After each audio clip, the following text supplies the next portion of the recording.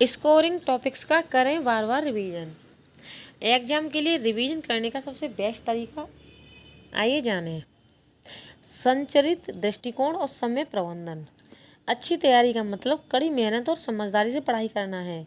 इसलिए बचे हुए दिनों की अध्ययन योजना के लिए संरचित दृष्टिकोण की आवश्यकता है। यह दृष्टिकोण सीमित समय के भीतर सभी चारों खंडों को कवर करते हुए आपकी तैयारी को सही दिशा देगा। इसके अलावा प्रत्येक विषय या टॉपिक के लिए विशिष्ट समय स्लॉट आवंटित करें। इससे समय सीमा के भीतर उच्च वेटेज वाले महत्वपूर्ण विषयों के बारे में को कवर करने में मदद मिलेगी। लगातार अध्ययन करें। सफलता के लिए निरंतरता बहुत जरूरी है। नियमित रूप से अध्ययन करते रहें और अपनी तैयारी के दौरान लंबे ब्रेक लेने से बचें। अपनी अध्ययन योजना पर टिके रहें और सुनिश्चित करें कि आप सभी विषयों को व्यवस्थित रूप से कवर कर रहे हैं। आपने जो सीखा है उसे नियमित रूप से दोहराते रहें। अच्छा स्कोर हासिल करने के लिए प्रश्नों को हल करने की गति और एक्यूरेसी की महत्वपूर्ण भूमिका होती है। इसलिए प्रश्नों को शॉर्टकट ट्रिक्स के जरिए हल करने का अभ्यास करें। इससे आप कम समय में अधिक से अधिक प्रश्न हल कर सकेंगे। विषयवार रणनीति अपनाएं। इन बचे हुए दिनों के भीतर सभी विषयों की योजनाबद्ध तरीके से तैयारी करें।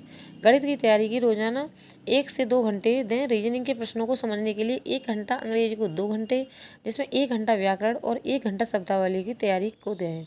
सामान्य अध्ययन के 2 से 3 घंटे प्रतिदिन पढ़ें। इसमें 1 घंटा करंट अफेयर्स और 1 घंटा स्टैटिक जीके और 1 घंटा किसी अन्य विषय जैसे इतिहास, भूगोल, नागरिक शास्त्र या अर्थशास्त्र आदि को दे सकते हैं। गलतियों पर करें काम। मार्क टेस्ट या परीक्षा में अपेक्षित नवीनतम प्रश्नों का अनुमान लगाने में सक्षम ही हो पाते हैं। साथ ही अपने कमजोर पक्षों और विषयों की पहचान करने में भी मदद मिलती है।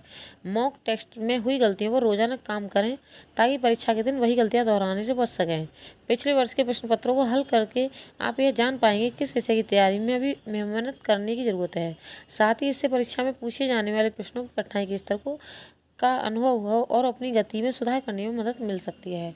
इस प्रकार हम अगर तैयारी करें तो हम अपनी परीक्षा में सफल हो सकते हैं। हमें जो स्कोरिंग टॉपिक्स है उसे बार बार पढ़ें और उसका रिवीजन करते रहें। इस तरीके से हम अपने एग्ज़ाम में सफलता पा सकते हैं। धन्यवाद।